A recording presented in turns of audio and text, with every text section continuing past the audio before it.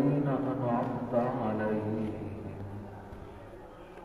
غير المغضوب عليهم ولا الضالين.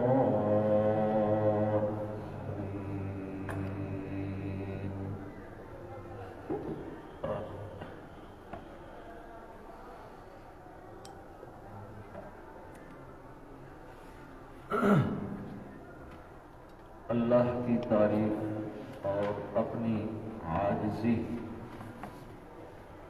بیان کرنے کے بعد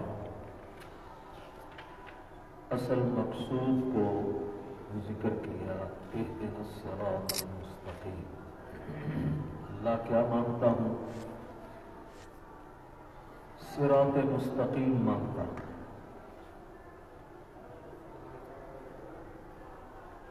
صراط راستے کو کہتے ہیں جو وسیع اور عریض راستہ ہو، کھلی سڑک۔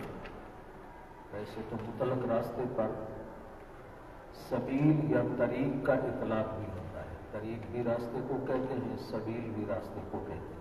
قل ھذہ سبیلی ادعو الی اللہ۔ اور اسی طرح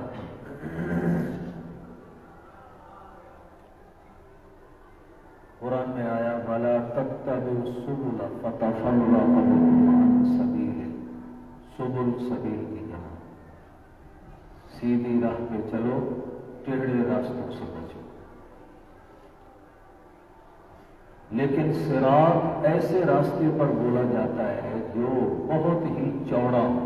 آپ دیکھتے ہیں نا، یہ کھیتوں میں چھوٹے چھوٹے بننے ہوتے ہیں، وہ بھی تو ایک راستہ ہے چلنے کا، لیکن وہ اتنا چھوٹا ہے کہ اس پر چلنا مشکل ہوتا ہے کبھی کبھی۔ صراط ایسا راستہ جو بہت ہی چوڑا، جس پر چلنے میں کوئی دقت نہ ہو اور ہموار بھی ہو، چوڑا بھی ہو، ہموار بھی ہو، کہیں اس پر کجی، ٹیڑھا پن، نشیب، فراز، اونچان، چکان نہ ہو۔ آدمی چلے، بے دھڑک ہو کر چلتا جائے اور اس کو یہ ڈر اور خطرہ نہ ہو کہ پتہ نہیں آگے کوئی گڑھا ہوگا، میں اس میں گر نہ جاؤں۔ جیسے یہ پختہ سڑکیں ہوتی ہیں تو بڑی بڑی گاڑیاں، چھوٹی گاڑیاں 80، 90، 100 میل کی رفتار سے بے دھڑک ہو کر اس کے اوپر چل رہی ہوتی ہیں، ایسے راستے کو صراط کہتے ہیں۔ تو ہم نے اللہ کے بتلائے ہوئے اس طریقے کے مطابق ہم نے اللہ سے دعا مانگی۔ یہ دعا سکھلائی بھی ہمیں اللہ نے، اہدنا الصراط المستقیم، سیدھی راہ ہو جو منزل تک پہنچا دے۔ مستقیم کا معنی کیا؟ ایسی سیدھی راہ جو ہمیں منزل تک پہنچا دے۔ اب سوال یہ ہے کہ یہ صراط مستقیم کیا ہے؟ اس میں دو قول ہیں۔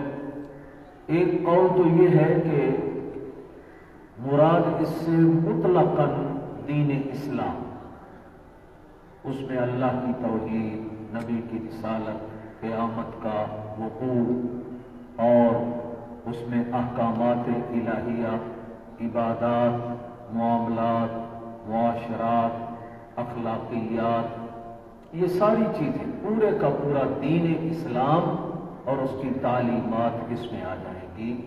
یعنی ہمیں دین اسلام والے اس سیدھے راستے پر چلا۔ اور دوسرا قول اس میں یہ ہے کہ ما قبل میں ہم نے جو اپنی عاجزی بیان کی تھی، ایاک نعبد و ایاک نستعین، اللہ ہم تیری ہی عبادت کرتے ہیں اور کرتے رہیں گے اور تجھ ہی سے مدد مانگتے ہیں اور مدد مانگتے رہیں گے۔ تو یہ جو इबादत और अल्लाह की मदद मांगने का अकीदा अल्लाह ने हमें समझा दिया, तो हमने अल्लाह से दुआ मांगी। अल्लाह जो रास्ता हमें अपनी खालिस इबादत और खालिस अपनी ही मदद चाहने का हमें बतला दिया है, इहदिनस सिरातल मुस्तकीम, हमसे ये अकीदा छीनना ना, हमें इसी रास्ते पर चलाए रखना। अब इस कौल के मुताबिक माक़बल से ये आयत मरबूत हो जाएगी। समझ आई? इय्याका नअबुदु व इय्याका नस्तईन में हमने जो अल्लाह से मदद मांगी, अल्लाह तेरी ही तौफीक से हम इस काबिल हुए कि हम तेरी ही इबादत करते हैं और करते रहेंगे और तुझ ही से मदद मांगते हैं और मांगते रहेंगे।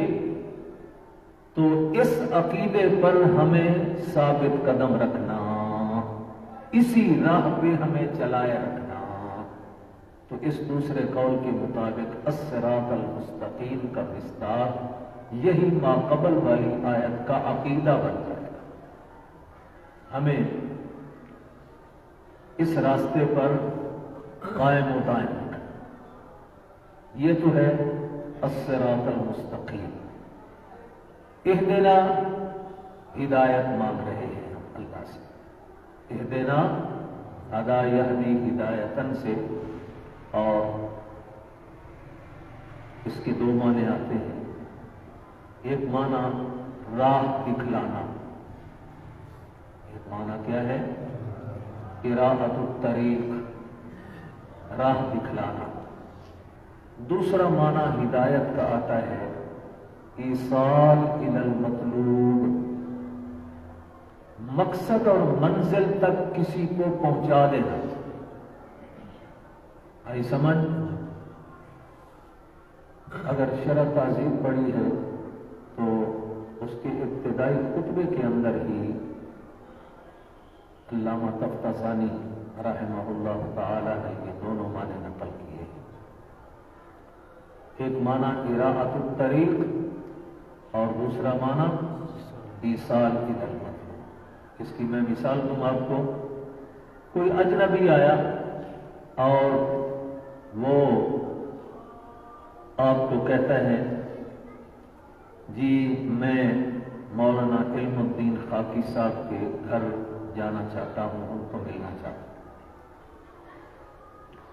अब एक तो तरीका ये होगा कि आप उसको कहेंगे, जी यहां से इस गली में चले जाओ, फिर आगे इस रुख पे मुड़ जाना, फिर आगे इस रुख पे मुड़ जाना, और फलां रंग का दरवाजा होगा उनका, पूरी उनका घर है।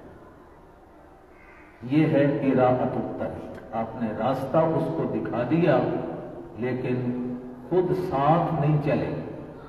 अब उस रास्ते पर चलता जाएगा तो दो एहतिमाल हैं। एक तो ये कि वो मंजिल तक पहुंच जाए, और दूसरा एहतिमाल ये है कि आपने बतलाया था इस तरफ मुड़ जाना और वो शायद इस तरफ मुड़ जाए गलती से, तो भटक भी सकता है, शायद मंजिल तक न पहुंच सके। इराअतुत तरीक में दोनों एहतिमाल मौजूद होते हैं। मुमकिन है मंजिल तक पहुंच जाए और मुमकिन है किसी मोड़ पे गलती लग जाए और दूसरी तरफ मुड़ जाए, मंजिल तक नहीं पहुंच सकेगा। दूसरा तरीका यह होगा कि आप उस अजनबी आदमी का हाथ पकड़ते हैं, चलो जी मैं आपको उनके घर पहुंचा के आता हूं। आपने उनका बाजू पकड़ा और खुद मुड़ते मुड़ते मुड़ते जहां जहां रास्ता जाता था उनके दरवाजे पर उसको छोड़ दिया और कहा ये उनका घर। ये है ईसाल इलल मतलूब, मकसूद और मतलूब तक पहुंचाना। अब क्योंकि दोनों माने लुगत अरब में हिदायत के आते हैं, इसलिए मुतरजमीन में बाज़ों ने पहला माना किया दिखा हमको सीधी राह, इराअतुत तरीक वाला माना, दिखा हमको सीधी राह, इराअतुत तरीक। और बाज़ों ने दूसरा माना किया ईसाल इलल मतलूब, क्या मतलब? चलाए रख हमको सीधी राह, या चला हमको सीधी राह। तो चला इसका क्या मतलब होगा? अल्लाह राह तो हम देख चुके हैं, लेकिन मुमकिन है कि मकसद और मतलूब तक ना पहुंच सके। रास्ते में शैतान है, रास्ते में डाकू मुल्ला है, रास्ते में लुटेरे हैं जो जगह जगह मेरे ईमान पर, मेरे अकीदे पर हमले करेंगे। और मुझे इस राह से, कौन सी राह? इय्याका नअबुदु व इय्याका नस्तईन, जो राह तुमने हमें दिखला दी उस राह पे चल तो रहा हूं और दुआ भी मांग रहा हूं। इय्याका नअबुदु व इय्याका नस्तईन, अल्लाह इसी राह पे चलाए रखना, किसी भी डाकू के हथकंडे में हम ना आ जाएं, किसी डाकू के जाल में ना फंस जाएं। कमजोर है, मुमकिन है किसी वक्त कोई हमारे ईमान पे, हमारे अकीदे पे हमला करे और हमसे ये रास्ता सलब ना हो जाए। इहदिनस सिरातल मुस्तकीम। तो ज्यादा बेहतर माना यही है कि दूसरा माना ईसाल इलल मतलूब वाला किया था, क्योंकि पहले माने में एक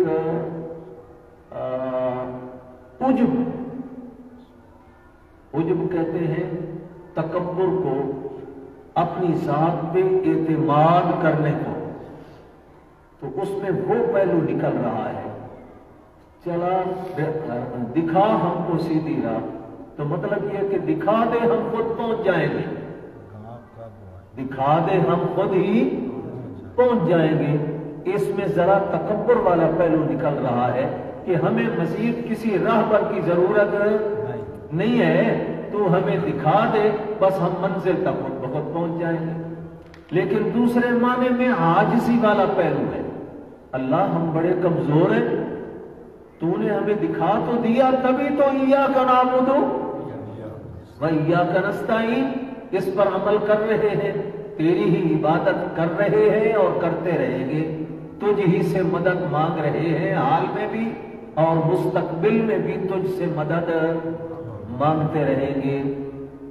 हाँ, लेकिन मुमकिन है किसी वक्त ये रास्ता हमसे छूट जाए। सुभान अल्लाह अज़ीम। खुद नबी पाक सल्लल्लाहु अलैहि वसल्लम भी फरमाया करते थे, हदीसों में दुआ होती है, अल्लाहुम्मा ला तकिलनी इला नफ्सी तरफत ऐन। अल्लाह तरफत ऐन कहते हैं आंख बंद करना और खोलना, पलक झपकना जिसको हम कहते हैं। आंख बंद करना और खोलना कितनी देर लगती है? 1 सेकंड भी नहीं लगता, आधा सेकंड। आई समझ?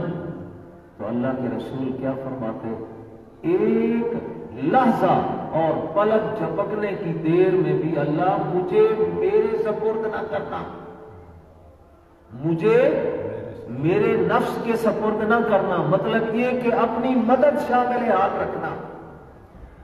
ला तकिलनी इला नफ्सी तरफत ऐन। और हजरत यूसुफ अलैहिस्सलाम ने भी तो यही कहा था, मा उबर्रिहु नफ्सी इन्नन नफ्स लअम्मारतुम बिस्सू। अल्लाह, मैं अपने नफ्स की बरात कहां दे सकता हूं? नफ्स तो हर वक्त बुराई का हुक्म देता है। इल्ला मा रहमा रब्बी, वही बच सकता है नफ्स के शर से जिस पर मेरे अल्लाह का रहम हो गया, मेरे अल्लाह की मेहरबानी शामिल है। आगे समझ? तो अल्लाह की रहमत शामिल हाल उस वक्त होती है जब बंदा अपने आप को आजिज़ी की तरफ ले आए। मेरे अल्लाह, मेरे अंदर कहां ताकत, मेरे अंदर कहां ताकत कि मैं मंजिल तक पहुंच सकूं। अल्लाह, तो आप मुझे सीधी राह पे चलाए रख, और इसी रास्ते पर चलते चलते चलते चलते मैं मंजिल तक पहुंच जाऊं। तो दोनों मानों में से कौन सा माना बेहतर हुआ? ईसाल इलल मतलूब वाला माना, चला हमको सीधी राह, یعنی جو راہ دکھا تو تم نے پہلے دی ہے، اب وہ راہ ہم سے چھینی نہیں، بلکہ اسی راستے پر ہمیں چلائے رکھنا، اور اس میں خاتمہ بالایمان کی طرف اشارہ ہے۔ اللہ کے نبی بھی خاتمہ ایمان کی طرف دعا کرتے تھے۔ حضرت سلیمان علیہ السلام کی دعا، رب اوزعنی ان اشکر نعمتک التی انعمت علی وعلی والدی وان اعمل صالحا ترضاه وادخلنی برحمتک فی عبادک الصالحین۔ یہ آخری جملہ کیا ہے؟ یہ خاتمہ ایمان کی طرف اشارہ ہے، خاتمہ بالخیر کی طرف۔ اللہ مجھے اپنے نیک بندوں کی جماعت میں داخل کر دینا۔ نیک بندوں کی جماعت میں کب آدمی داخل ہوتا ہے؟ جب خاتمہ ایمان پہ ہوتا ہے۔ اسی طرح یوسف علیہ السلام کی دعا قرآن میں آتی ہے، فاطر السماوات والارض رب قد آتیتنی من الملک وعلمتنی من تعویل الاحادیث فاطر السماوات والارض انت ولی فی الدنیا والآخرہ توفنی مسلمن، خاتمہ بالخیر کی طرف جا رہا، توفنی مسلمن، اللہ مجھے اسلام پہ موت دینا، مجھے مسلمان حالت پہ فوت کرنا، توفنی مسلمن والحقنی بالصالحین، اور مجھے نیکوں کی جماعت کے ساتھ ملا دینا، لاحق کر دینا۔ نیکوں کی جماعت کے ساتھ انسان لاحق کب ہوگا، کب ملے گا؟ جب خاتمہ ایمان پہ ہوگا۔ تو خاتمہ بالخیر کا ایک بہت بڑا اچھا وظیفہ آپ کو سنا دوں، اللہ ہم سب کا خاتمہ ایمان پہ کرے۔ حضور صلی اللہ علیہ وسلم نے فرمایا، اذان سنو تو اذان ختم ہونے کے بعد کیا کرو؟ مجھ پر درود شریف پڑھو اور دعا اذان کے بعد پڑھو۔ اللہم رب هذه الدعوة التامة والصلاة القائمة آت محمدا الوسیلة والفضیلة وابعثه مقاما محمودا الذی وعدتہ۔ جو یہ دعا پڑھے گا، حضور نے فرمایا حلت لہ شفاعتی، ایک روایت میں آیا وجبت لہ شفاعتی، میری سفارش اس کے لیے واجب ہو۔ جو اس عمل کو مسلسل معمول بنا لے تو میری شفاعت اس کے لیے واجب، اور حضور کی شفاعت مومن کے لیے ہوگی، کافر مشرک کے لیے نہیں۔ بخاری شریف میں حدیث آتی ہے، لکل نبی دعوت مستجابہ، ہر نبی کو اللہ نے ایک دعا مانگنے کا موقع دیا، جو دعا مانگو گے قبول ہوگی۔ وَإِنِّ اخْتَبَعْتُهُ شَفَاعَةً لِأُمَّتِي يَوْمَ الْقِيَامَةِ، مجھے بھی وہ دعا مانگنے کا اللہ نے موقع دیا، مانگو میرے نبی کیا مانگتے ہو، قبول ہوگی۔ لیکن ہر نبی نے اپنی دعا دنیا میں جلدی جلدی استعمال کر، یا تو اپنے دنیاوی کسی کار خیر کے مقصد میں یا اپنی قوم کی ہلاکت میں۔ تعجل بها كل نبی دعوتہ، ہر نبی نے جلد جلد دنیا کے اندر اپنی دعا کو استعمال کر لیا، لیکن میں نے اپنی وہ دعا آخرت کے لیے چھپا کے رکھ لی۔ وَهِيَ نَائِلَةٌ إِن شَاءَ اللَّهُ يَوْمَ الْقِيَامَةِ لِأُمَّتِي مَن لَّا يُشْرِكُ بِاللَّهِ شَيْئًا، لیکن وہ میری دعا شفاعت والی کس کو پہنچے گی؟ مومن کو جو شرک نہیں کرتا۔ اس سے معلوم ہوا کہ مشرک کتنا بدبخت ہے کہ جس کو اللہ کے نبی کی شفاعت قطعاً حاصل ہے، مومن کو حاصل ہے۔ اور اس دعا میں جو اذان کے بعد آپ نے سکھلائی، حضور نے فرمایا میری شفاعت اس کو ملے گی، اور اس کے ساتھ وہ حدیث جوڑو کہ میری شفاعت کس کو ہوگی؟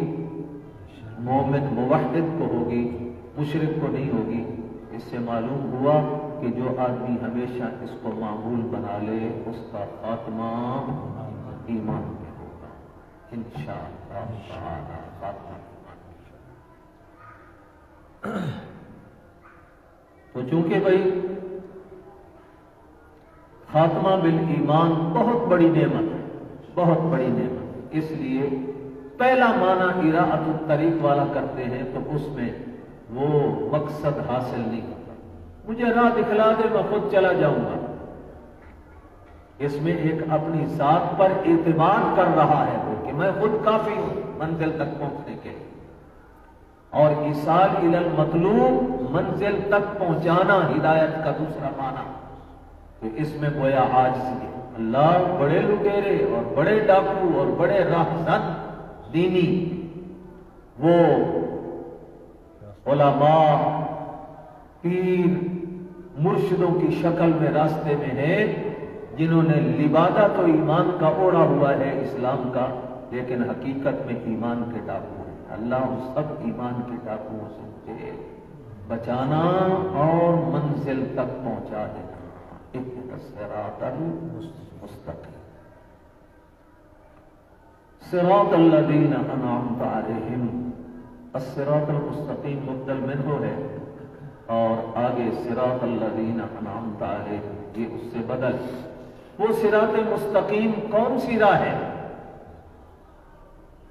وہ ان لوگوں کی راہ ہے جن پر تو نے انعام کیا، الذین انعمت علیہم جن پر تو نے انعام کیا۔ غیر المغضوب علیہم ولا الضالین، نہ ان لوگوں کی راہ پر جن پر تیرا غضب ہوا، المغضوب علیہم جن پر تیرا غضب ہوا، مغضوب لوگ، مغضوب لوگوں کی راہ پر نہ چلانا، ولا الضالین اور بھٹکے ہوئے، ضالین کون؟ گمراہ، راستے سے بھٹک جانے والے، ان کی راہ پہ بھی نہ چلا۔ اللہ کی طرف سے جب صراط مستقیم دیا جاتا ہے تو دو قسم کے لوگ وجود میں آتے ہیں، کچھ ماننے والے تسلیم کرنے والے، کچھ نہ ماننے والے مخالفت کرنے والے معاندین۔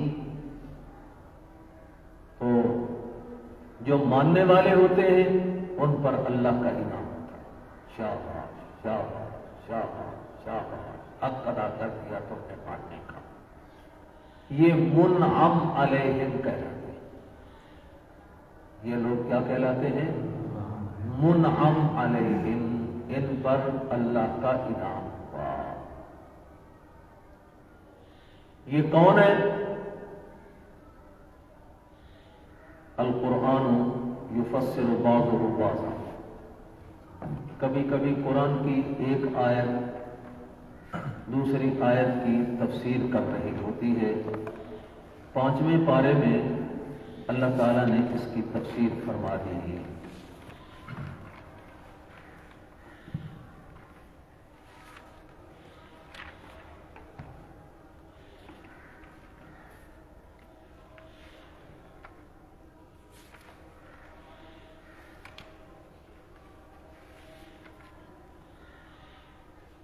دیکھیے صفحہ 199 189 5واں پارہ سورۃ النساء صفحہ 199 پر 6 سطر۔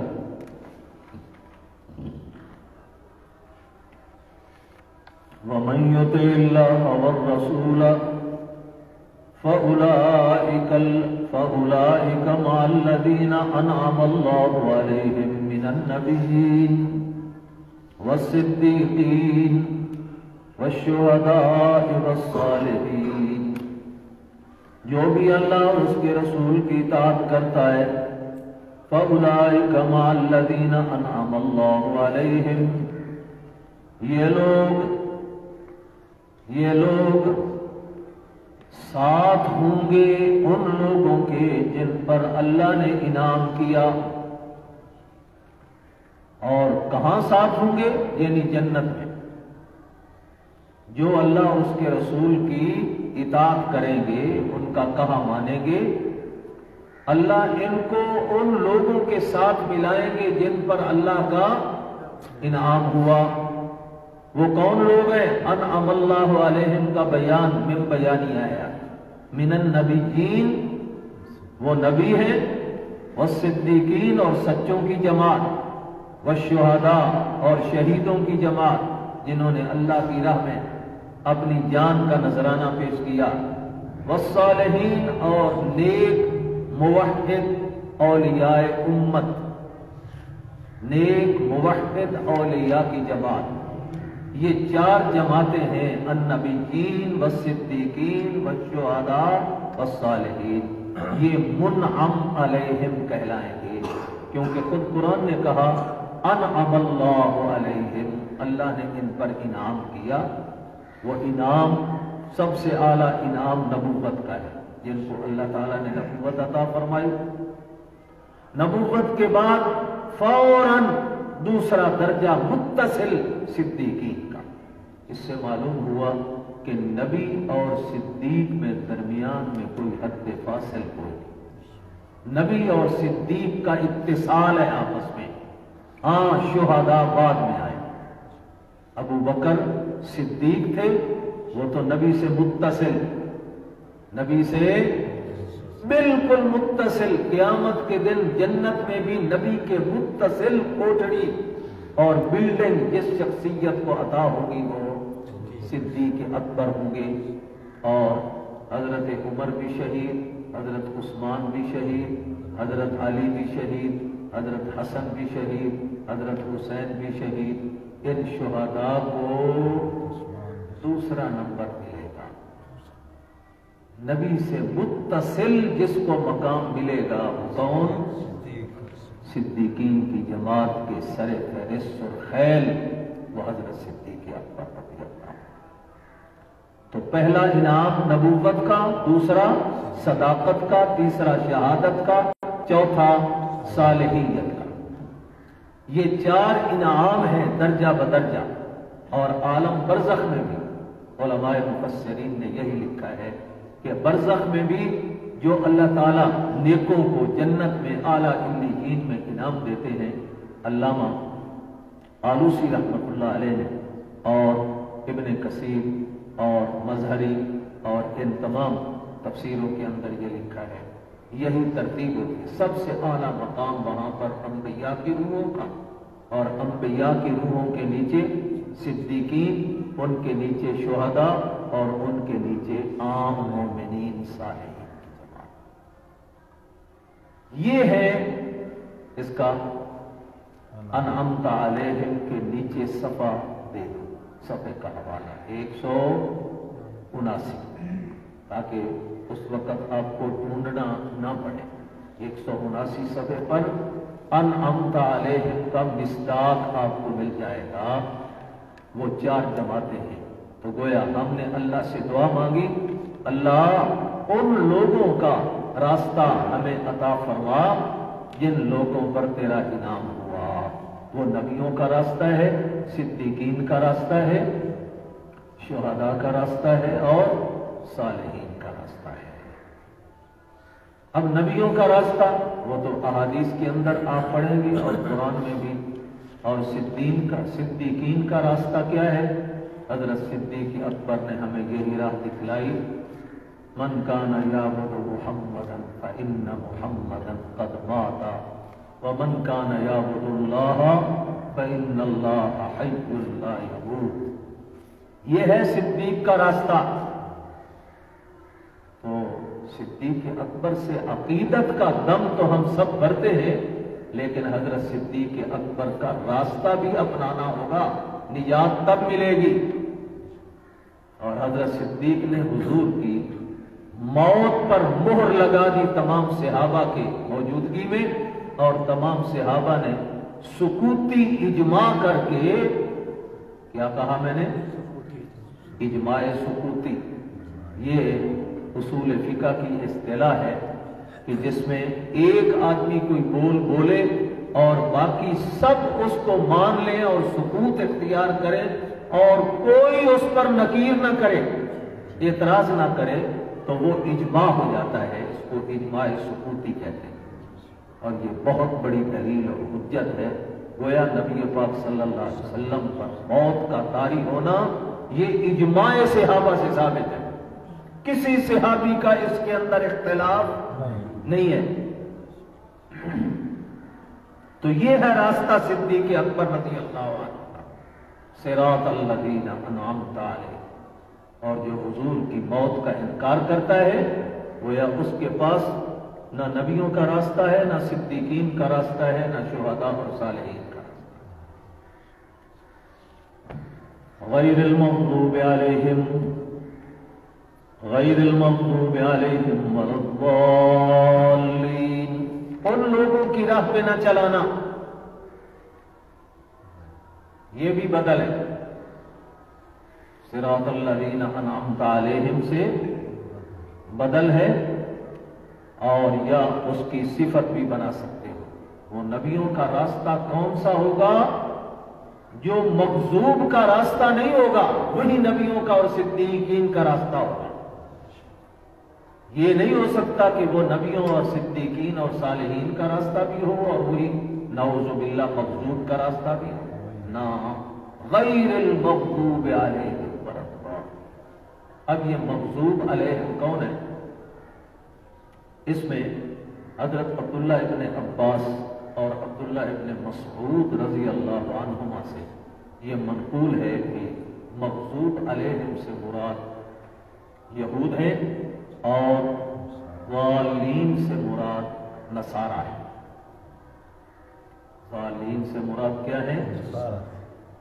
مغضوب علیہم سے مراد یہود کیوں ہیں؟ اس پر بھی قرآن کی آیت لے لو، 6 پارہ ہے.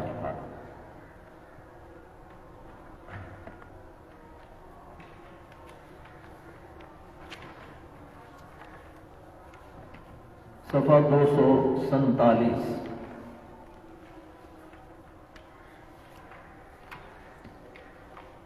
صفحہ 247 اور آیت نمبر 60، چھٹی سطر کے. قل هل انبئکم بشر القردۃ والخنازیر وعبد الطاغوت. یہ ہے بدترین لوگ جن پر اللہ کی لعنت بھی ہوئی، جن پر اللہ کا غضب بھی ہوا. وجعل منہم القردہ، اور ان میں سے بعضوں کو بندر بنا دیا. قردہ کس کو کہتے ہیں؟ بندر. بعضوں کو بندر بنا دیا. والخنازیر، اور بعضوں کو خنزیر کی شکل میں مسخ کر دیا. دنیا ہی میں اللہ نے انسانی شکل چھین لی، کسی کو بندر بنایا، کسی کو خنزیر بنایا. وعبد الطاغوت، اور کچھ طاغوت کے بندے بنے، طاغوت کی عبادت کرنے والے، طاغوتوں کے پیچھے، طاغوتی قوتوں کے پیچھے چلنے والے. اور یہ بیان سارا اوپر سے جس کا یہ نتیجہ اللہ نکال رہے ہیں، یہ یہود کا بیان. لعنت بھی یہود پر ہوئی، غضب بھی یہود پر ہوا، اور بندر اور خنزیر بھی کون بنے؟ یہود.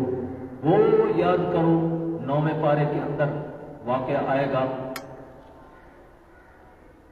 بستی ایلا تھی ساحل کے قریب، جو مچھلیوں پر گزارا کرتے تھے. اللہ نے کہا ہفتے والے دن مچھلیاں نہیں پکڑی، لیکن ان بدبختوں نے اللہ کے حکم کو توڑا اور مچھلیاں پکڑی.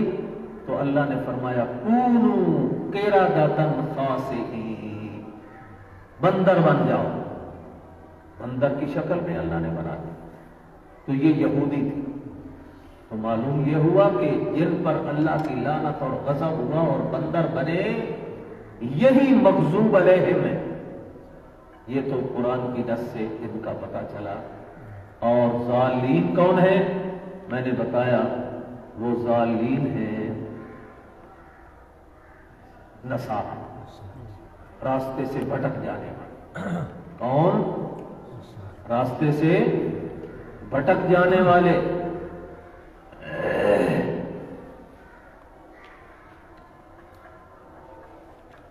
ہاں یہود پہلے ہم جی نصارہ بعد ہی چل. ہاں یہود پہلے، یہ نصرانی بعد میں، کیونکہ قوم بنی اسرائیل تو پہلے سے چل رہی تھی نا، اور انہی کے نبی حضرت موسیٰ علیہ السلام آئے پہلے اور تورات ملی، اور پھر انہی بنی اسرائیل پر بعد میں اللہ تعالیٰ نے انجیل اتاری اور حضرت عیسیٰ علیہ السلام کو نبی بنا کر بھیجا. جو حضرت عیسیٰ علیہ السلام کے حواری اور متبع بن گئے وہ نصارہ کہلائے، اور جو نہ ان کی نبوت کے قائل ہوئے وہ اسی اپنے یہودیت والے مذہب پہ ڈٹے. انہوں نے کہا ہم اپنے مذہب کو نہیں چھوڑ سکتے، ہمارے پاس اپنی کتاب تورات ہے اور ہمارے نبی موسیٰ ہیں، ہماری اپنی شریعت ہے، ہم اس کو چھوڑ کر تمہیں نہیں مانتے. اور حتیٰ کہ انہی بدبختوں نے پھر عیسیٰ علیہ السلام کو قتل کرنے کی سازش کی اور اللہ نے ان کو زندہ آسمان پر اٹھایا. یہ ان کو قتل کرنے کی سازش کرنے والے بھی یہودی تھے. اللہ نے نسبت یہودا سے، یہودا سے، یعقوب علیہ السلام کے 12 بیٹے تھے اور ان میں ایک بیٹا یہودا، اور اس یہودا کی اولاد جو چلی تو وہ یہودی کہلائی. اللہ اکبر. ہاں دوسری نسل میں بتلا رہا تھا، ضالین، راستوں سے بھٹکے ہوئے یہ نصارہ ہیں. کیسے راستے سے بھٹک گئے؟ انہوں نے ابتداءً تو حضرت عیسیٰ علیہ السلام کو نبی تسلیم کر لیا، لیکن صرف 80 سال گزرے اور 80 سال تک دین عیسوی، 80 یہ حضرت عیسیٰ علیہ السلام کے رفع آسمانی کے بعد 80 سال کے بعد ایک بدبخت یہودی تھا. یہ سارا واقعہ علامہ رازی نے تفسیر کبیر میں لکھا ہے. اس کا نام تھا اس یہودی بے ایمان دجال کا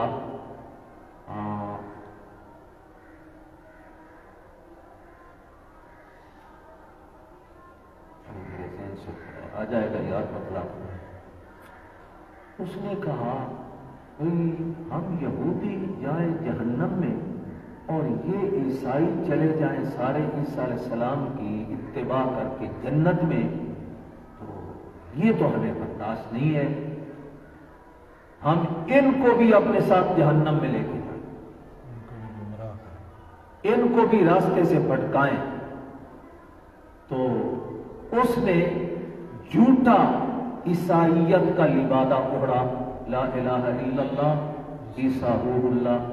حالانکہ یہی بدبخت عیسائیوں کے ساتھ جنگیں کرنے والا، لڑائیاں کرنے والا، جیسے مکہ کے مشرک حضور کے ساتھ لڑائی کرتے تھے، بڑی جنگیں ہوئی، اسی طریقے سے یہودیوں کی اور نصرانیوں کی جنگیں ہوتی، اور یہ بڑا غالب دشمن تھا یہودیوں کا، عبداللہ بن ابی کی طرح.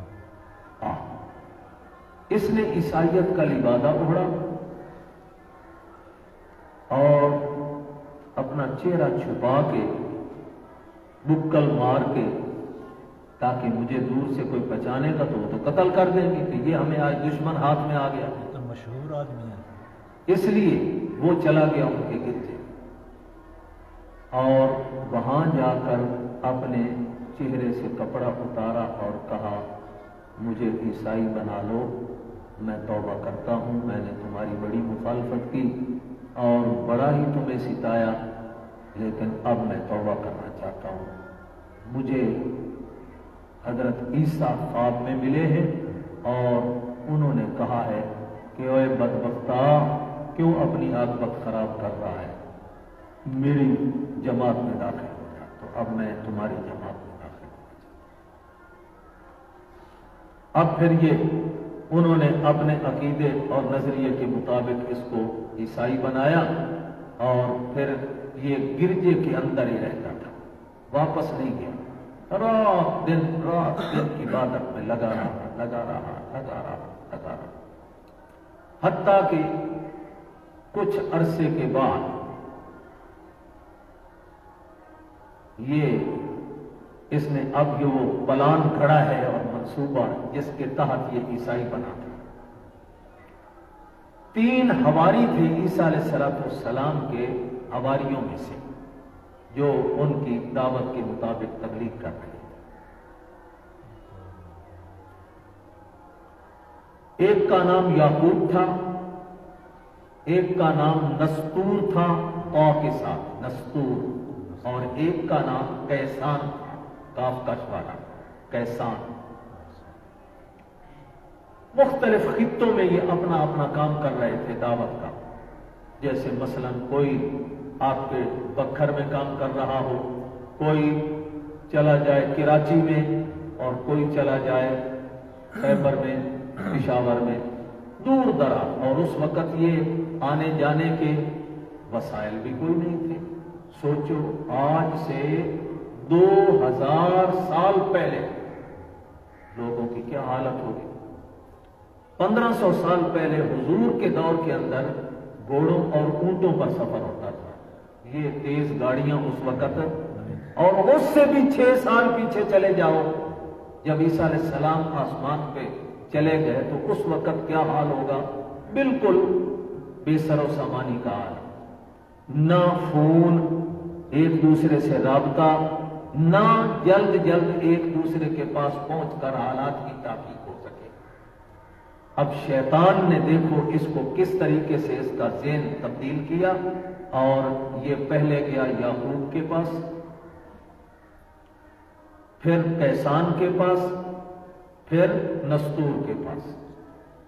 ان کو کہا، ایک کو سب سے پہلے جا کر کہا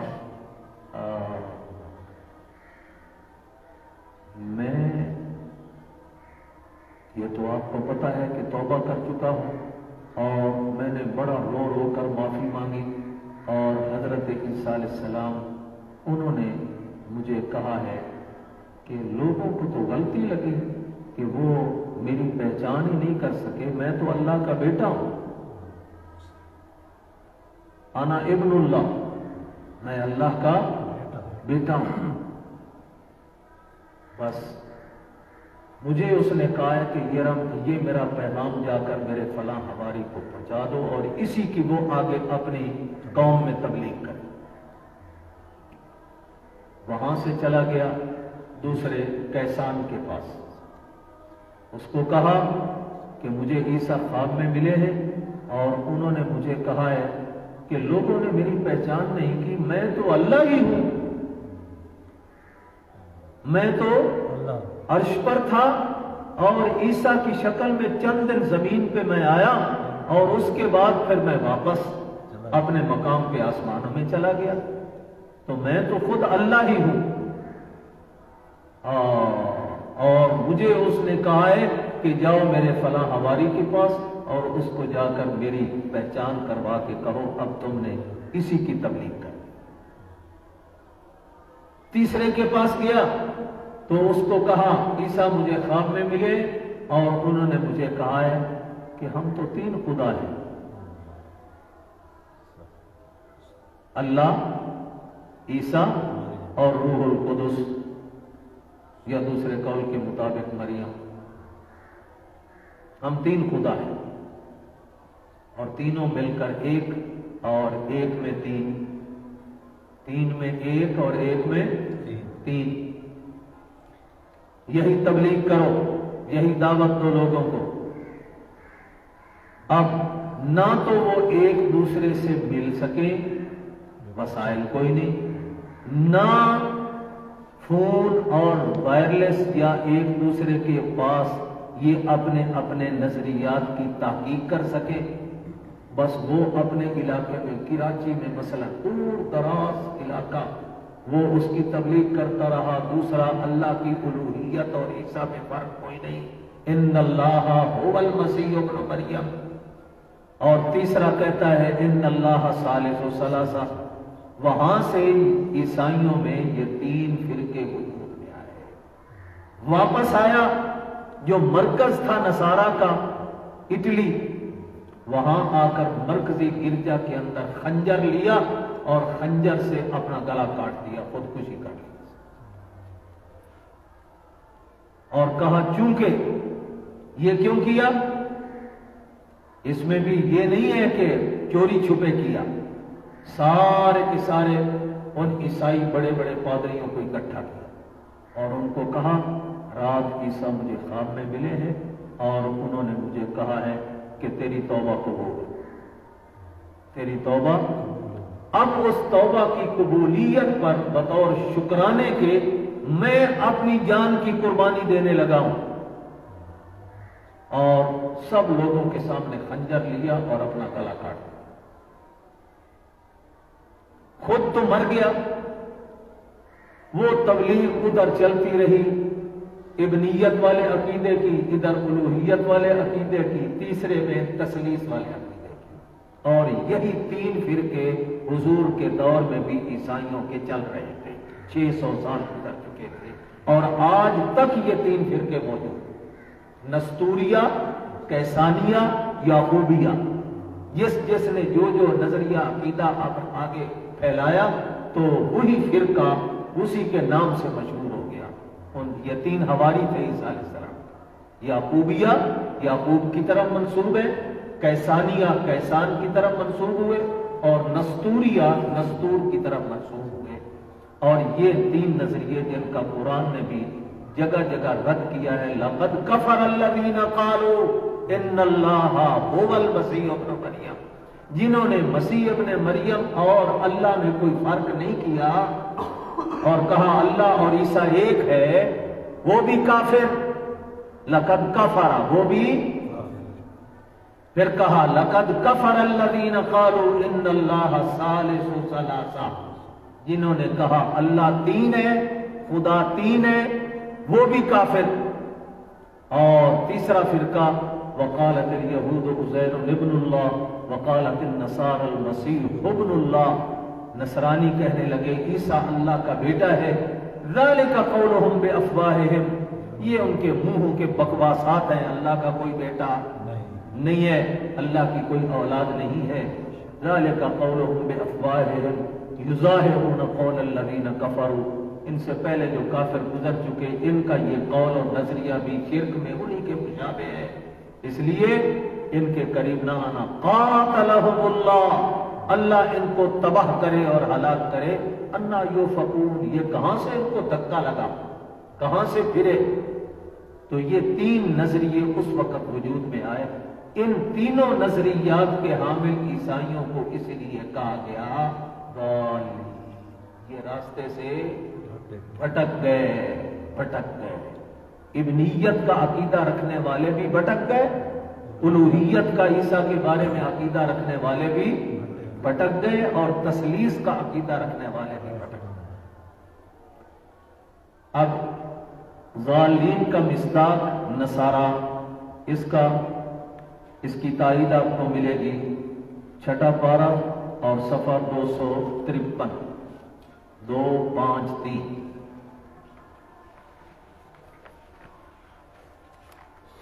یہ پیچھے نصرانیوں کا ذکر چل رہا ہے، اسی صفحے پر اوپر پہلی سطر میں دیکھو تو اللہ تعالیٰ نے ان نصرانیوں کی تردید فرمائی، مل مسیح ابن مریم الا رسول، 253 صفحہ،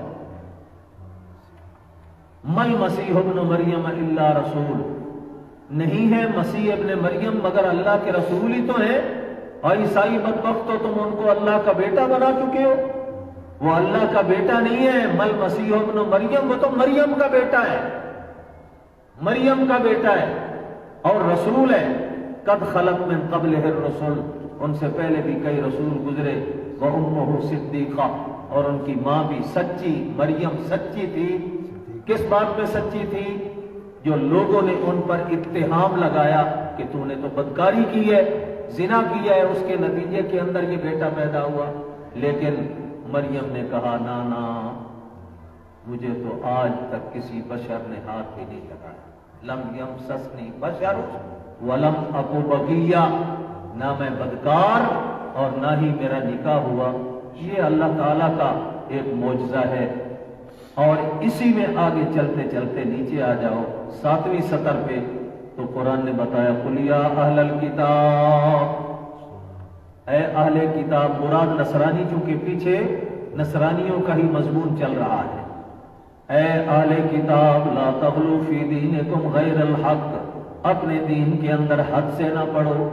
لا تغلو، غلا یغلو غلوباً، غلوب نہ کرو۔ غلوب کہتے ہیں حد سے بڑھ جانا، اپنی حدیں کراس کر جانا، اپنے دین کی حدیں کراس نہ کرو، یہ غلط بات ہے، حق کے بغیر ہے، غیر الحق۔ ولا تتبعوا اہواء قوم، اور ایسی قوم کی خواہشات کے پیچھے نہ چلو، قد ضلوا من قبل، جو خود بھی تم سے پہلے گمراہ ہو گئے، وَأَضَلُّوا كَثِيرًا، اور بہتوں کو گمراہ بھی کر ڈالا، وَضَلُّوا عَنْ سَوَاءِ السَّبِيلِ، اور سیدھی راستے سے خود بھی بھٹک گئے۔ یہ ضلوا سے یہ ضالین نکلے، راستے سے بھٹکے ہوئے، تو بیان نصارہ کا چل رہا ہے، اس لیے ضالین کا مصداق نصارہ اور مغضوب علیہم کا مصداق کون ہے؟ یہودی۔ لیکن یہ نہیں سمجھنا کہ یہ ضالین اور مغضوب علیہم ہوئی تھے، اب نہیں ہے نہ، بے شک وہ بھی اس کا مصداق تھے، لیکن صرف وہی نہیں، بلکہ جو بھی یہودیوں کی روش پر چلیں گے قیامت تک، وہ سارے بھی مغضوب علیہم میں شامل ہیں، اور جو بھٹکیں گے راستے سے اور اپنے نبی کو بشریت سے ماورا سمجھ کر توجہ کرنا۔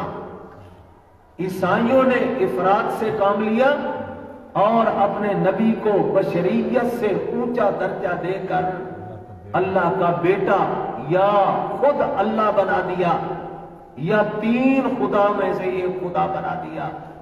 جیسے وہ بھٹکے، آج بھی اگر کوئی کسی نبی کے بارے میں یہ کہے گا کہ وہ بشر نہیں، وہ انسان نہیں، وہ اولاد آدم میں سے نہیں، بلکہ وہ تو ما براء الانسان کوئی مخلوق ہے، تو وہ بھی ضالین میں داخل ہوں گے، وہ بھی راستے سے بھٹکے۔ اسی لیے تو حضور نے فرمایا، شمائل ترمذی کی روایت اور بخاری میں بھی آتی ہے، ہاں کیا فرمایا؟ لا ترفعونی فوق قدری، لا ترفعونی، میری قدر اور میری شان سے مجھے زیادہ اونچا نہ بڑھانا۔ اور ایک روایت میں آیا لا تطرونی، لا تطرونی، پہلی تا نقطوں والی، دوسری تو، لا تطرونی کما اطرت النصارى عیسی ابن مریم، مجھے اتنا اونچا بڑھا بڑھا بڑھا بڑھا کے اتنی شان میری نہ بڑھانا جتنی عیسائیوں نے اپنے نبی عیسیٰ کی شان بڑھا بڑھا کر اللہ کے برابر کر، اللہ کا بیٹا بنا دیا یا خود الوہیت کا درجہ دے دیا۔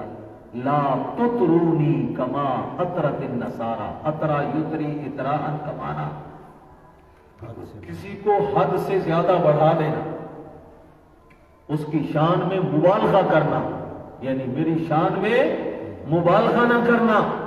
لا تطرونی کما اطرت النصارى عیسی ابن مریم، انما انا عبد اللہ ورسول، میں تو اللہ کا ایک بندہ اور اس کا رسول۔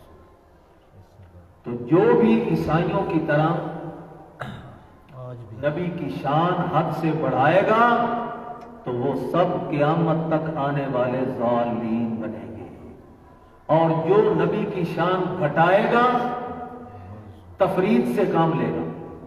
تفرید، فرط یفرط تفرید، اس کا معنی شان گھٹانا، افرط یفرط افراد کا معنی شان بڑھانا۔ تو عیسائیوں نے شان بڑھائی اور اللہ کا بیٹا بنا دیا، اور یہودیوں نے عیسیٰ کی شان گھٹائی، اور اتنی گھٹائی ان بدبختوں نے کہ سب سے پہلے تو یہ کہتے تھے کہ یہ ولد الزنا ہے، نعوذ باللہ کا، نعوذ باللہ، کہ اس کی ماں مریم نے زنا کیا ہے، بدکاری کی ہے، اور اس کے نتیجے میں عیسیٰ پیدا ہوا ہے، تو یہ حلال کا نطفہ نہیں ہے، یہ حرام کا نطفہ ہے، نعوذ ولد الزنا۔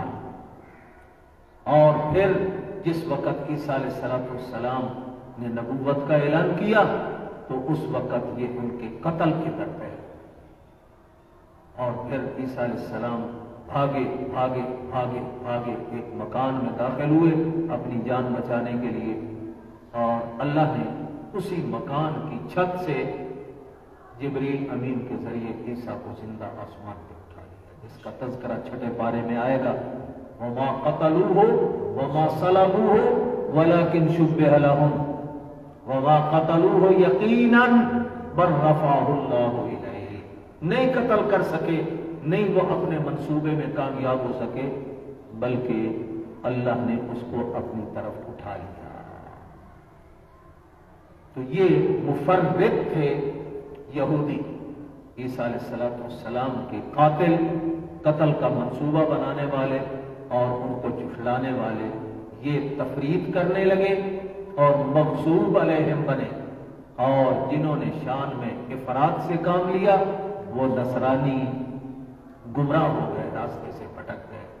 لیکن میں نے ابھی بتایا کہ یہ صرف یہی مصداق نہیں ہے مغضوب اور ضالین کے، بلکہ قیامت تک جو ان کی روش پہ چلے گا، نبی کی شان گھٹائے گا تو وہ مغضوب، اور نبی کی شان بڑھائے گا حد سے زیادہ تو وہ ضالین۔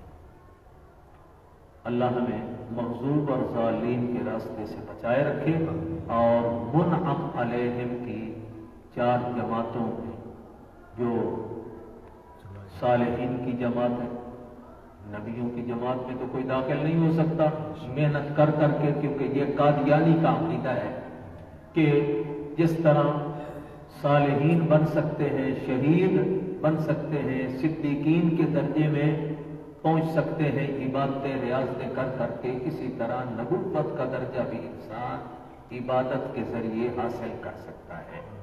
لیکن اللہ اور اس کے قرآن کا فیصلہ یہ ہے کہ نبوت کسبی نہیں ہوتی کہ عبادتوں سے نبوت حاصل ہو جائے، نبوت ایک وہبی چیز ہے۔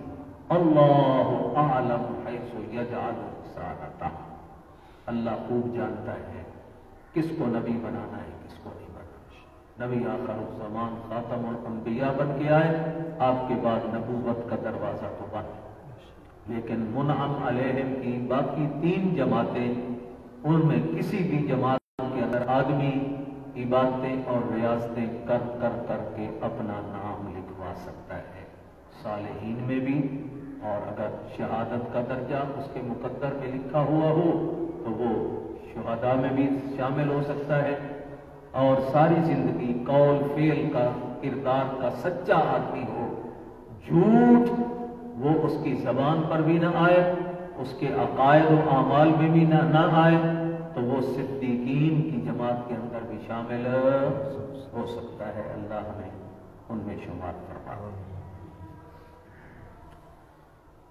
بسم اللہ الرحمن الرحیم، الف لام میم، ذالک الکتاب لا ریب فیہ ھدی للمتقین۔ سورۃ فاتحہ کے بعد سورۃ البقرہ، اور یہ مدنی سورت ہے۔ مدینہ منورہ میں ہجرت کے بعد سب سے پہلی سورت جو بڑی نازل ہوئی تو وہ یہ سورت بقرہ تھی، اور اس کو سنام القرآن کا لقب دیا گیا ہے احادیث میں۔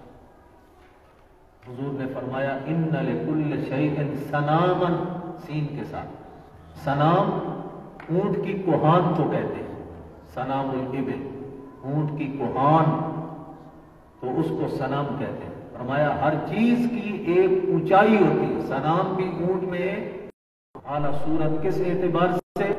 مضامین کے اعتبار سے۔ یہ سورت بقرہ ایسی کہ جس میں تمام کے تمام اسلام کے مضامین کو اللہ نے بیان کیا ہے۔ اس لیے باقی کسی سورت میں ایک مسئلہ بیان ہوگا، کسی میں 2 ہوں گے، کسی میں 3 موضوع آئیں گے، کسی میں 4 عنوان آئیں گے، لیکن سورت بقرہ ایک ایسی سورت ہے جس میں اسلام کے تمام عنوان اور مضامین اللہ نے بیان کر دیے ہیں، اس لیے اس کو سنام القرآن کہا۔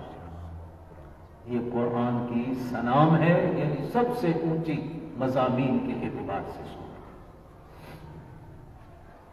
کیونکہ مدینہ منورہ میں اور مدینہ کے قرب و جوار دیہاتوں میں کثرت سے یہودی آباد، نصرانی تھے لیکن نصرانی تھوڑے تھے اور یہودی زیادہ تھے۔ یہودیوں کے بڑے بڑے وڈیرے جاگیردار، جیسے آج کل ہمارے ماحول میں بڑے بڑے زمیندار اور جاگیردار ہیں، اور کچھ پیر و مرشد انہوں نے اپنی اپنی خانقاہیں بنا رکھی تھیں اور ڈیرے بنا رکھے تھے، اور کچھ ان کے اندر علماء یہودیوں کے وہ موجود تھے۔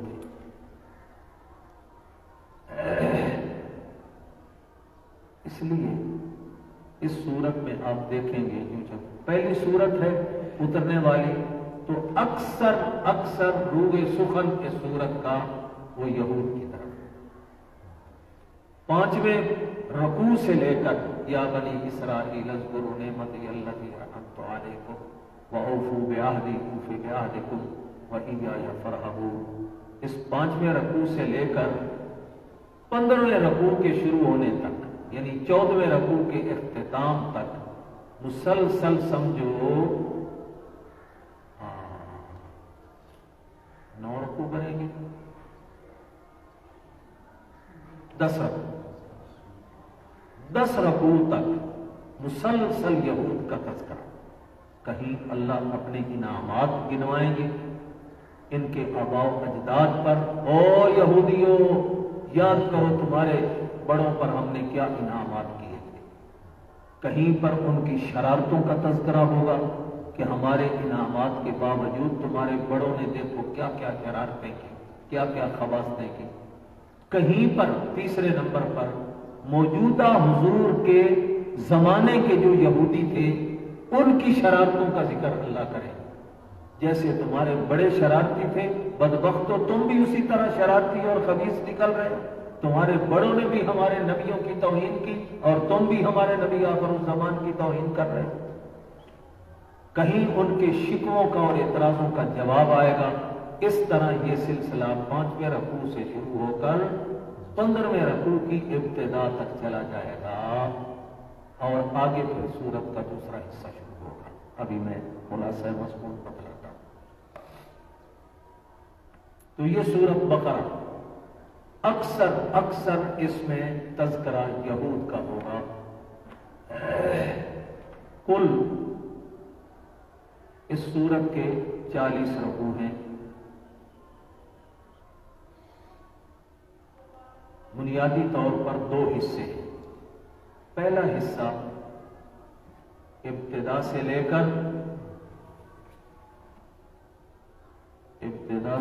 کر دوسرا پارہ نکالو،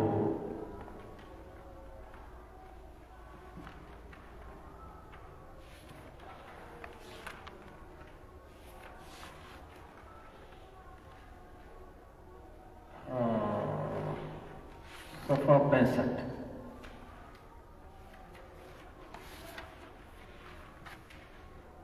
صفحہ 65 کی آخری سطر، صفحہ 65 کی آخری سطر، اولئک هم المتقون، یہاں تک حصہ اول ہے۔ اور یا ایھا الذین آمنوا کتب علیکم القصاص فی القتلی الحر بالحر والعبد بالعبد، یہاں سے دوسرا حصہ شروع ہوگا، آخر سورت تک یہ دوسرا حصہ جائے گا۔ یہاں تک ایک پہلا حصہ اور اس سے آگے دوسرا حصہ۔ اس پہلے حصے کے پھر 2 حصے ہیں۔ پہلے حصے کے پھر 2 حصے۔ پہلا حصہ ختم ہو رہا ہے صفحہ 50 پہ، صفحہ 50 کی پہلی سطر،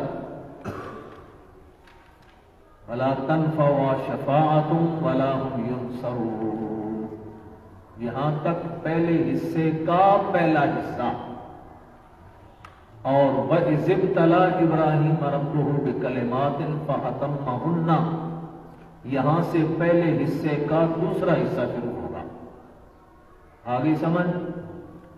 پہلے حصے کے پہلے حصے میں نصف اول کے نصف اول میں یعنی وَلَا هُمْ يُنصَرُونَ تک مسئلہ توحید بیان ہوگا. اور وَإِذِ ابْتَلَىٰ إِبْرَاهِيمَ رَبُّهُ اس سے دوسرا حصہ شروع ہوگا اور اس میں مسئلہ رسالت بیان ہوگا. یہ تو پہلے حصے کے دو حصوں کا مضمون. حصہ اول میں مسئلہ توحید اور حصہ ثانی میں مسئلہ رسالت. اب جو حصہ ثانی ہے کل سورت کا حصہ ثانی 65 صفحے سے آخری سطر سے شروع ہوگا. یا ایھا الذین آمنوا کتب علیکم القصاص فی القتل. یہاں سے آخر تک دو مضمون چلتے جائیں گے. بنیادی بڑے دو مضمون، ایک جہاد فی سبیل اللہ اور ایک انفاق فی سبیل اللہ. اللہ کی راہ میں جہاد کرو، اور جہاد بغیر مال کے نہیں ہوتا، کیونکہ جہاد میں سفر خرچ کرنا پڑتا ہے اور ساتھ ساتھ اسلحہ خریدنا پڑتا ہے.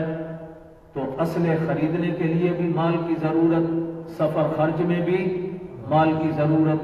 تو اس لیے ساتھ ساتھ مضمون جہاد کے ساتھ انفاق کا بھی چلتا جائے گا. یہ دونوں آپس میں لازم ملزوم ہیں.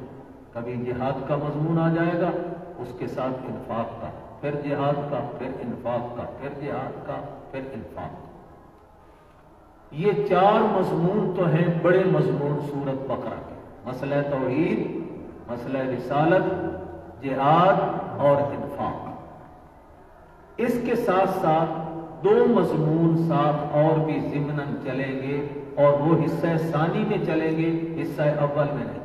حصہ اول میں صرف ایک مضمون، توحید اور رسالت. حصہ ثانی میں جہاں جہاد اور انفاق کا مضمون ہوگا، وہاں دو مضمون ساتھ اور چلیں گے. ایک امور انتظامیہ اور دوسرا امور مصلحہ. امور مصلحہ. امور انتظامیہ کا کیا مطلب؟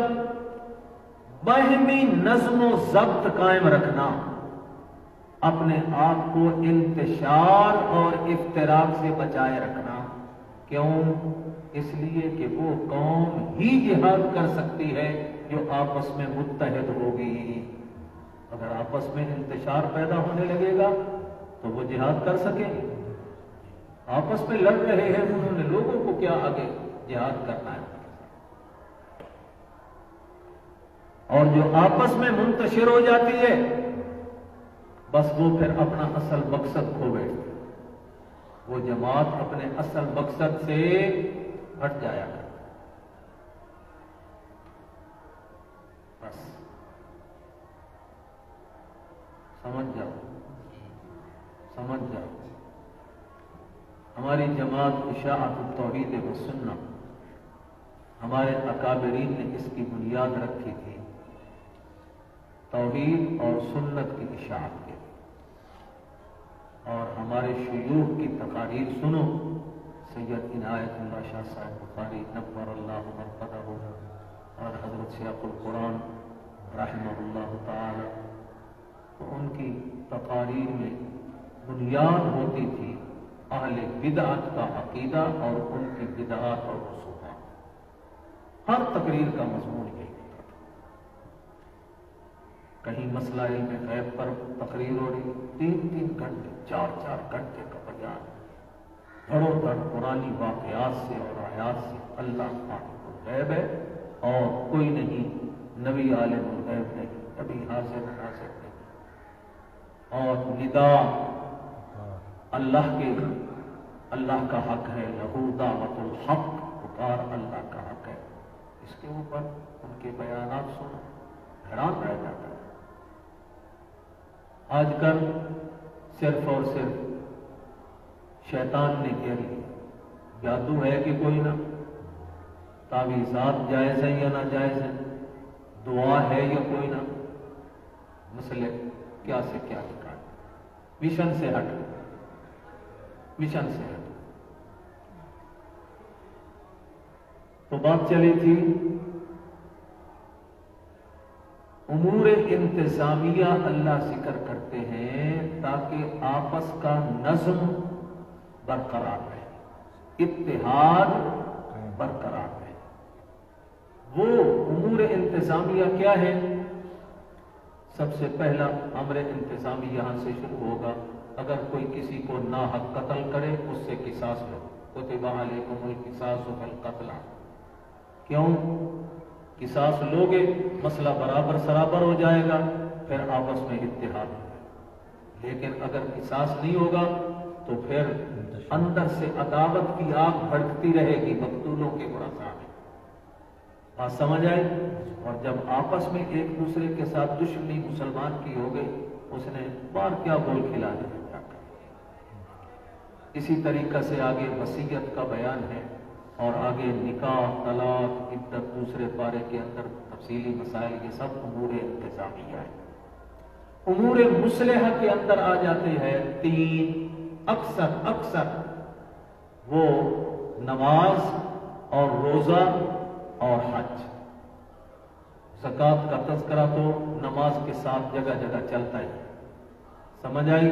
लेकिन आम उमूर मुसलहा के अंदर जहां बयान, मुसलहा इस्लाह से है, जिसके अंदर तुम्हारी जाती नफसानी इस्लाह हो। क्योंकि अगर अपनी जात की इस्लाह नहीं होगी तो इस्लाह के बगैर वो जिहाद कैसे कर सकता है? तो ये उमूर इंतजामिया और उमूर मुसलहा, ये दोनों जिहाद करने में बुनियाद है। अगर इंतजामी उमूर नाफिज रहेंगे और आपस का इत्तेहाद रहेगा तो जिहाद हो सकेगा। और अपनी इस्लाह आदमी पहले करेगा नमाज के जरिए और रोजे के जरिए और हज के जरिए, तो वही जिहाद कर सकता है। अपनी इस्लाह कोई ना हो, उसने जिहाद क्या करना है? तो हकीकत में ये कोई मुस्तकिल मजमून नहीं है, बल्कि ये जिहाद के लिए मुआविन मजमून है। इंतजामिया उमूर और मुसलहा उमूर, इनका तज़किरा भी दूसरे हिस्से में साथ साथ चलेगा और पहले हिस्से में सिर्फ ये दो मज़मून चलेंगे, तौहीद और रिसालत का। ये मुख्तसर खुलासा है, तफसील साथ साथ आती है।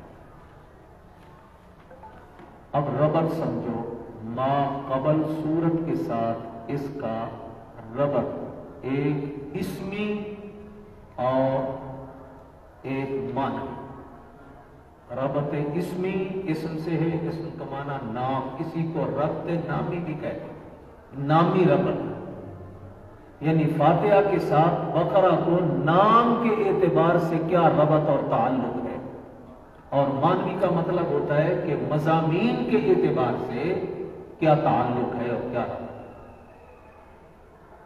हाँ, नामी और इसमें रबत तो ये है कि सूरत बकरा में हमने कहा था इय्याका नअबुदु व इय्याका नस्तईन, और बकरा में हम गोया कह रहे हैं ला नाबुदुल बकरा, तेरी ही इबादत करते हैं और हम बकरा की इबादत नहीं करेंगे। कमा फ़अलतिल यहूद, जैसे यहूदियों ने बकरा की इबादत की। तो बकरा गाय को कहते हैं, और इस सूरत बकरा में चूंकि यहूदियों को एक हुक्म मिला था अपने माबूद को ज़बह करो, गाय को क्या करो। ये यहूदी गाय की इबादत करते थे जैसे आज हिंदू गाय की इबादत करते हैं। यहूदियों में भी ये गौशाला परस्ती ये आम थी। तो अल्लाह के नबी हजरत मूसा अलैहिस्सलाम ने कहा, लो छुरी और अपने हाथ से गाय को ज़बह करो, ताकि तुम्हारे दिल में ये नजरिया रासिख हो जाए कि ये हमारा माबूद नहीं है। माबूद होता तो हम अपने माबूद को ज़बह करते। माबूद भी किसी से मरता है और ज़बह हो सकता है। दर हकीकत इनके दिल से गाय की मोहब्बत, वो माबूदियत वाली, वो अल्लाह ने खत्म कर दी। इसलिए हुक्म दिया था कि गाय को ज़बह करो। लेकिन चूं चरा चूंके चुनाचे करते करते करते करते 40 साल गुजर गए, ज़बह न किया गाय। مختلف قسم کے سوالات اور اعتراضات، کبھی کچھ، آخر کار اللہ کا حکم تھا، مجبور ہو گئے، تو پھر انہوں نے گائے کو ذبح کیا۔ تو ہم مسلمان ہیں تو ہم نے تو کیا کہا، ایاک نعبد، ہم تیری ہی عبادت کرتے ہیں اور کرتے رہیں گے، تجھ سے ہی مدد چاہتے ہیں اور مدد چاہتے رہیں گے۔ ولا نعبد البقرہ، اور ہم یہودیوں کی طرح بقرہ کی عبادت نہیں کریں، ولا نستعین البقرہ، اور ہم یہودیوں کی طرح بقرہ سے مدد بھی نہیں مانگیں گے، کیونکہ ہم اس پر اعتقاد ہی نہیں رکھتے۔ یہ تو ہو گیا نام کا ربط، دونوں صورتوں میں نامی ربط، اسمی ربط۔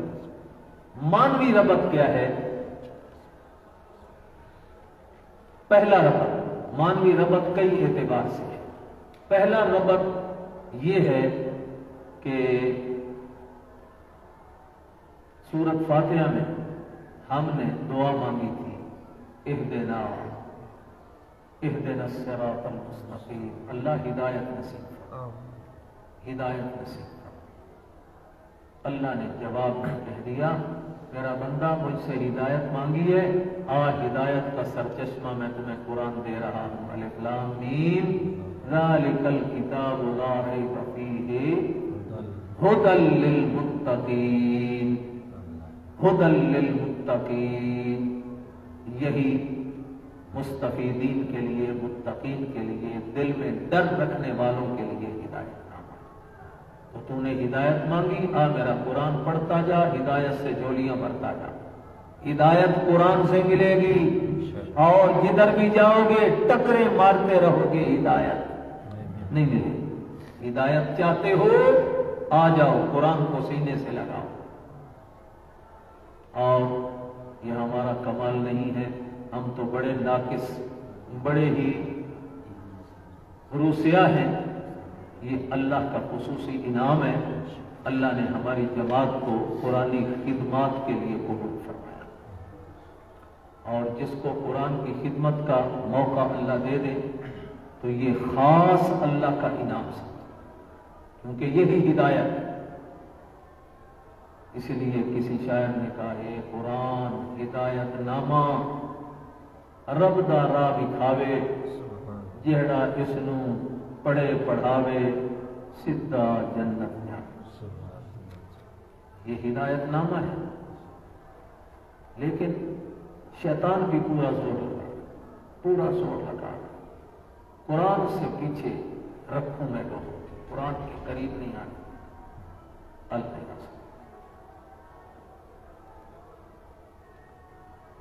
یہ پہلا ربط ہے، ذالک الکتاب لا ریب فیہ ھدی للمتقین۔ ہم نے ہدایت مانگی، اللہ نے کہا اس کتاب کو پڑھ جس میں شک نہیں ہے، ہدایت مل جائے گی۔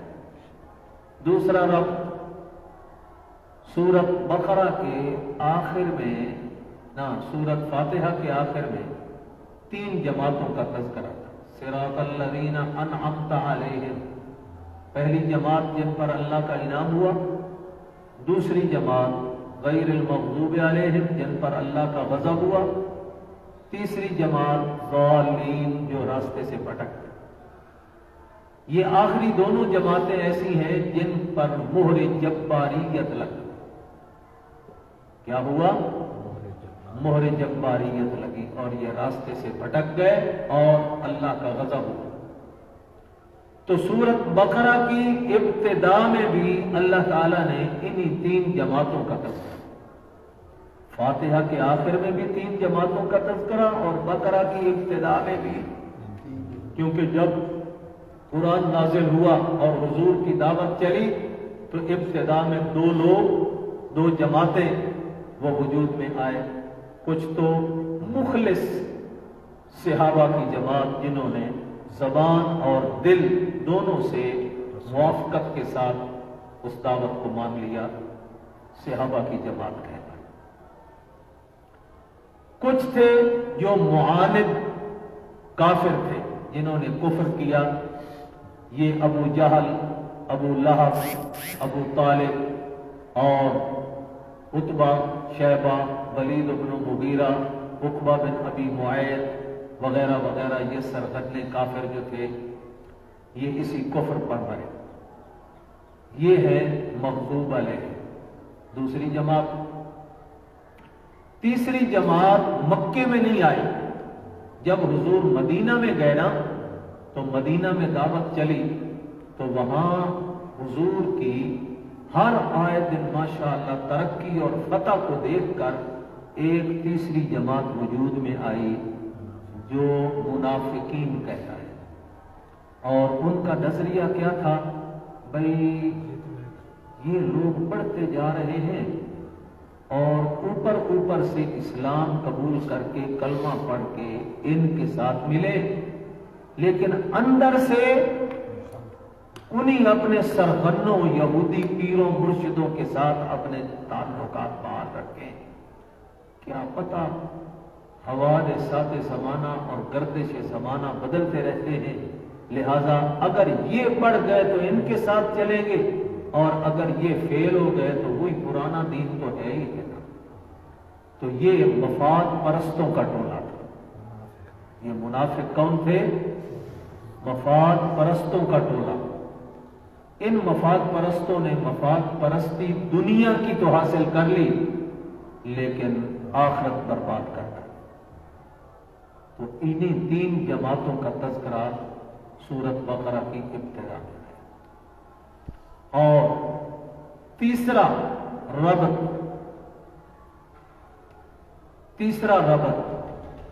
فاتحہ میں بھی مسئلہ توحید بنیاد تھی.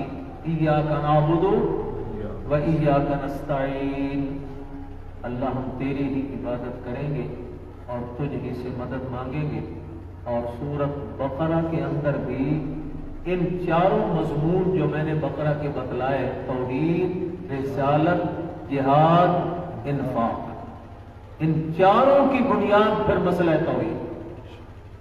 کیا ہے؟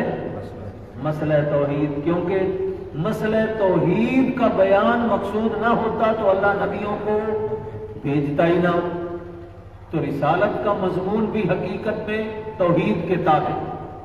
اور جہاد بھی کیوں کیا جاتا ہے کہ جو اس مسئلے کو نہیں مانتے یہ راستے کے روڑے ختم کرو، جہاد کرو اور ان کی طاقت ختم کرو. تو جہاد بھی گویا مسئلہ توحید کے اشاعت کی خاطر فرض ہوا. اور انفاق فی سبیل اللہ دیکھو، مال خرچ کرنا، تو وہ بھی مسئلہ توحید کے اشاعت کی خاطر اعلاء کلمۃ اللہ اصل مقصود ہے. اور اس میں چونکہ مال خرچ کیے بغیر اعلاء نہیں ہو سکتا، جہاد نہیں ہو سکتا، تو انفاق فی سبیل اللہ کی بنیاد بھی مسئلہ توحید، امور انتظامیہ کی بنیاد بھی مسئلہ توحید، امور مصلحہ کی بنیاد بھی، بنیاد گویا سارے قرآن کی وہ اللہ کی توحید کا مسئلہ ہے. اگر مسئلہ توحید نہ ہوتا، قرآن نہ اترتا، نبی نہ آتے، حضور صلی اللہ علیہ وسلم کو ختم نبوت کا تاج نہ ملتا، جہاد کا فریضہ نہ آتا، انفاق کے مسائل نہ آتے، امور انتظامیہ، امور مصلحہ، ان ساری کی ساری چیزوں کی بنیاد اللہ نے مسئلہ توحید. تو اس اعتبار سے بنیادی طور پر گویا دونوں صورتیں فاتحہ اور بقرہ آپس میں مسئلہ توحید کے بیان میں مربوط ہو گئی. یہ چونکہ بنیاد ہے، اس لیے اس بنیاد کو اللہ تعالیٰ نے سورۃ بقرہ میں 4 جگہوں پر بیان کیا ہے مسئلہ توحید کا دعویٰ. پہلی جگہ پر کیا 3 رکوع کے شروع میں، یا ایھا الناس اعبدوا ربکم الذی خلقکم والذین من قبلکم لعلکم تتقون. یہ سورۃ بقرہ کا دعویٰ ہے، دعویٰ توحید. صفحہ 22 پر، صفحہ 22 اور دوسری سطر سے یہ دعویٰ شروع ہوگا. یا ایھا الناس اعبدوا ربکم الذی خلقکم والذین من قبلکم لعلکم تتقون. دوسری بات اس دعویٰ کا اعادہ کیا جائے گا दोहराया जाएगा दूसरे पारे में, और वो दूसरा पारा और सफ़ा 60।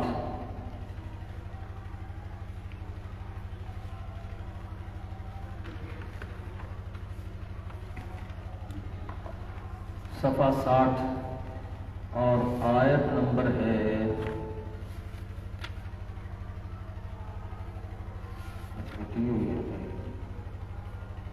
नंबर, ये नीचे से तीसरी सतर देखो, इलाहुकुम इलाहुम वाहिद, इलाहुकुम इलाहुम वाहिद। ये आयत नंबर कौन सी है? आपकी तरफ भी मध्यम है? अच्छा, पीछे से देख लो या आगे से देख लो।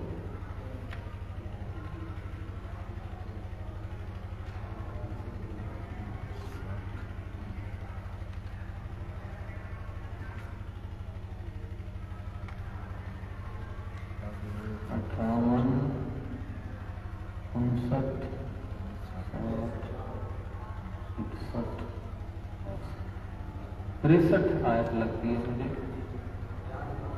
हाँ क्या 63 ये? हाँ, आयत नंबर 63। इलाहुकुम इलाहुम वाहिद, माबूद तुम्हारा अकेला माबूद है, ला इलाहा इल्ला हुवल रहमानुर रहीम, उसके बगैर कोई कारसाज नहीं है, वही हाकिम आला है। अर्रहमान और रहीम से इशारा अल्लाह की सिफत हाकिमियत की तरफ है, याद है ना? तो वही हाकिम आला है, उसी का इख्तियार चलता है। तीसरी बार इस सूरत के दावे को दोहराया गया तीसरे पारे में।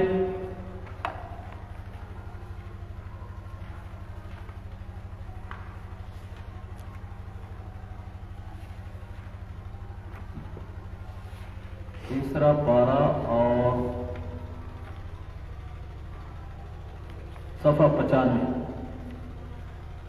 सफ़ा 95 पर आखिरी सतर देखो और आखिरी लफ्ज देखो, वहां से दावा शुरू हो रहा है। अल्लाहु ला इलाहा इल्ला हु अल हय्युल क़य्यूम,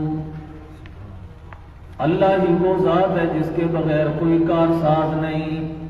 अल हय, वो हमेशा से हमेशा तक जिंदा, अब्दुल आबाद तक जिंदा, न उसकी इब्तिदा न उसकी इंतहा। अल क़य्यूम, खुद भी कायम है और पूरी कायनात को उसने थामा हुआ है। अल क़य्यूम का माना क्या? जिसने सारी कायनात को कायम कर रखा है और थाम रखा है। सुभान अल्लाह। ये तीसरी बार दावा हुआ सफ़ा 96 पर, और चौथी बार दावा सूरत आएगा सफ़ा 108, सफ़ा 108 और नीचे से दूसरी सतर,